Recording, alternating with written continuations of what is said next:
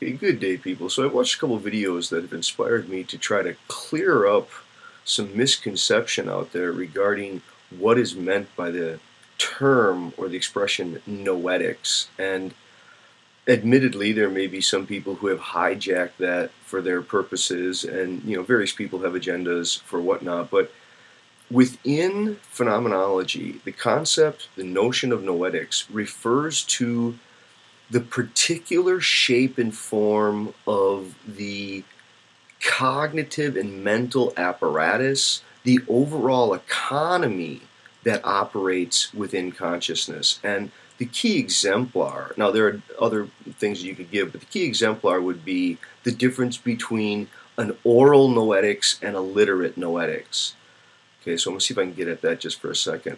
I mean, try to think about the structure of consciousness as it operates, the modalities, the resources at its disposal in a wholly oral mind.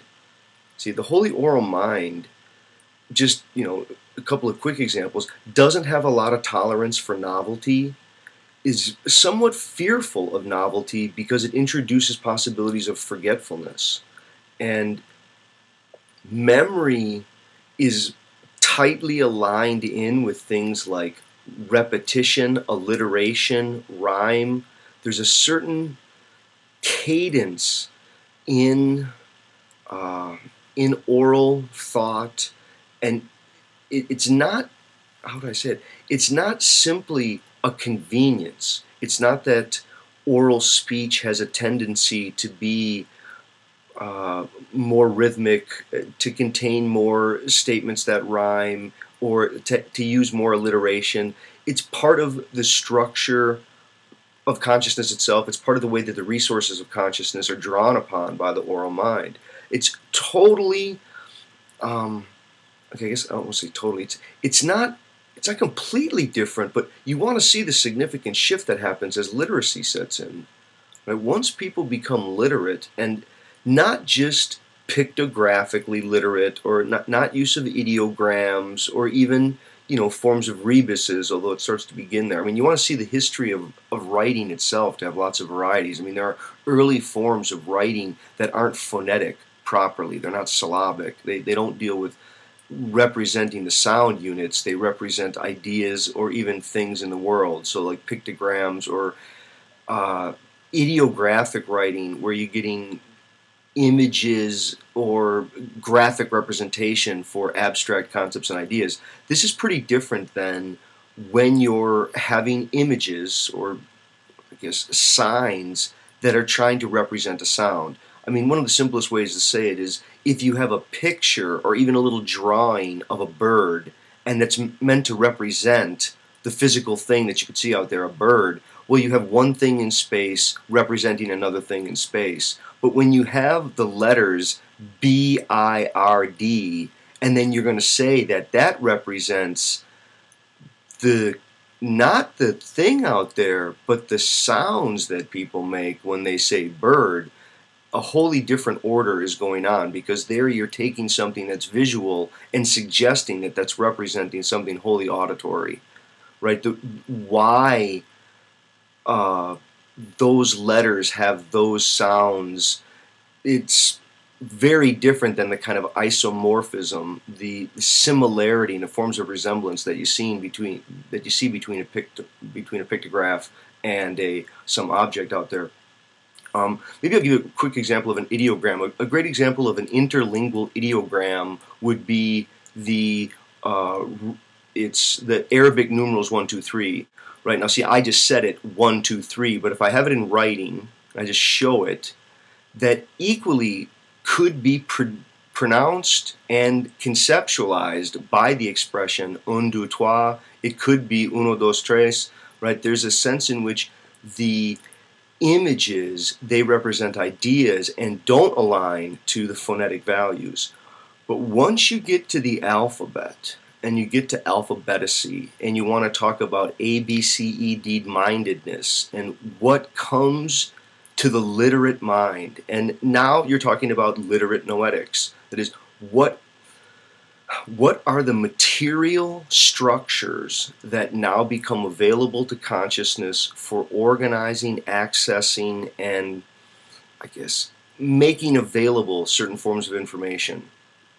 I mean, try to think about the way that you use a search engine. You're typing in some letters and you have a sense of a word beginning with a certain letter. But to a wholly oral mind, there are no letters.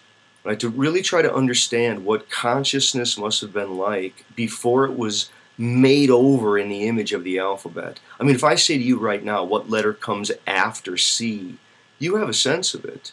And your entire world has been organized by the alphabet. It's how everything from finding your plane seat, it's been designated in a certain way, finding your seat in at a concert, the way that all tax information is organized, the way that you just catalog and you use file cabinets, you have some sense of where things are relative to other things. Even the tip of the tongue experience, you could say, well, I don't know what it is, but I know it begins with a T or something like this.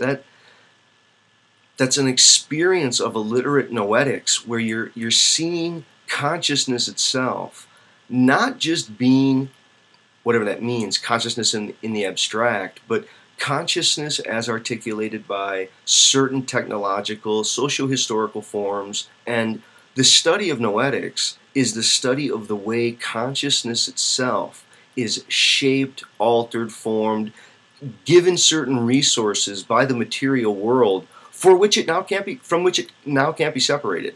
Really think about that. That a tool is something that you can leave behind. So you can have a rake or a knife or a hoe. You can have various things in your world. You can have a car, but those technologies, in some way, or we could haggle about it, in some way they can be left behind. You can put them behind you. But once you've become literate, and it's a struggle. I mean, if anybody's dealt with a child, right? It can be quite difficult, right? I mean, literacy has to sort of be pounded into the organism. It's a historical accomplishment. I mean, arguably, it's a way of deviating from the organism. That if you want to get at what's not natural about people, again, it's a stupid expression, the whole natural, not natural, but literacy radically alters and shapes what consciousness is, and it brings about a new kind of relationship that it can't just be left behind. It shapes you even when there's no pen and paper. Like right now, the kind of linguistic gymnastics that I'm giving right here, the throwing aside various forms of rhythm and rhyme and sort of speculating in some way about things, all of these are uncharacteristic of wholly oral societies where there's a fear of forgetfulness and really not a lot of tolerance for the non-iteration, right? The society needs to continually perpetuate itself. There isn't history, but there's more mythic time, whereas historical time proper, and where you date yourself in relation to what can be dated. All of these, they're properties of literacy. And all right, so yes, noetics is not a spooky dooky thing. It has to do with the evolution of consciousness in terms of material conditions that liberate it and constrain it into certain kinds of forms and possibilities. Okay, thanks.